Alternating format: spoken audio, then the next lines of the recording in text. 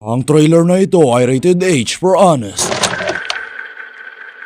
Mula sa production company na inihahandog ang isa sigurong the best nilang pelikula na sobrang ganda, ibinigay nilang nila yung credit sa Cinema One dahil mas gusto ng Star Cinema na mas makilala sila sa mediocre money makers.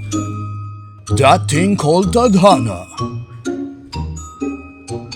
Subaybayan ang kwento kung ano mangyayari kung ikaw ay nag-impake ng punong maleta na dinala ng isang lalaking nagkataong hindi manyak at magnanakaw at kung ayaw pa nilang umuwi na hindi siguro ipapagtadhana kung ang dalawang nagtagpo ay hindi nagsiselfone o naka-earbud or maglitrato ng maglitrato sa mga napuntahan nila para lang i-upload sa social media.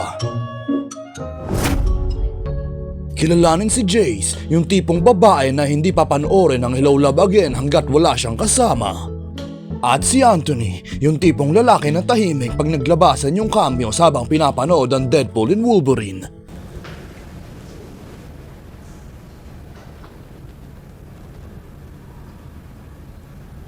Silang dalawa ay bubuo ng pagkakaibigan na tutulong sa kani-kanilang durog na puso sa kanilang paglalakbay at kwentuhan.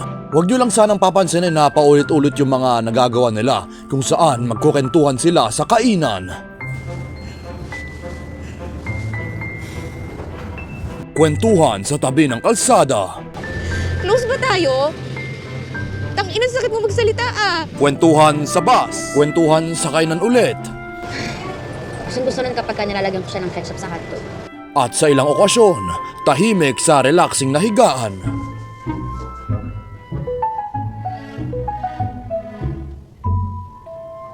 Tahimik sa kainan.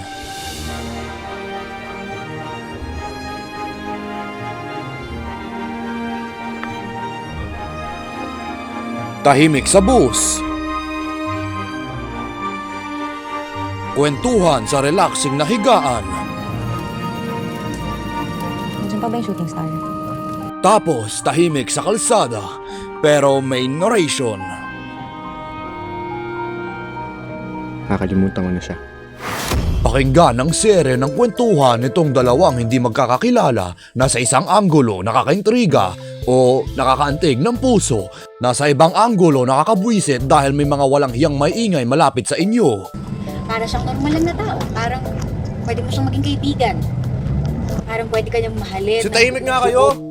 O pag tinignan mo pa sa ibang anggulo, mapapaisip ka, magkaibang version ba ng One More Chance ang napanood natin? Yung cinematography talagang yun ang nagustuhan ko dito.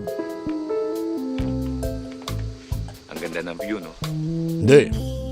Hindi ah. O kung mas lalaliman nyo pa, wala bang may magdududa sa lalaking ito na kinarga niya itong babaeng na hangover para isakay sa bus? Nasaan tayo? Room. Tangina, hindi nga.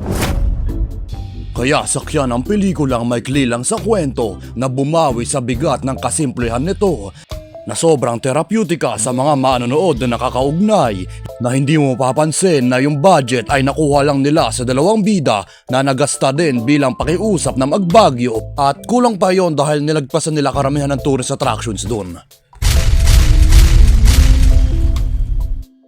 Dahil ang natitirang gagastahin nila ay murahin ang sagada.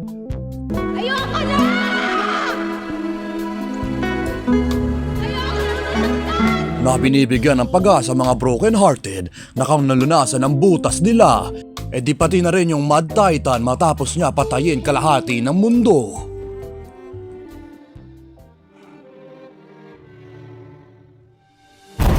Starring Angelica Panginiban, JM De Guzman, and yun lang, dalawang tao lang.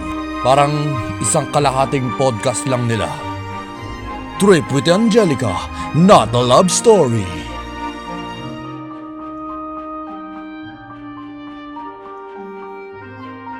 The heart just slowly moved back from the arrow. Slowly, and so the heart moved on.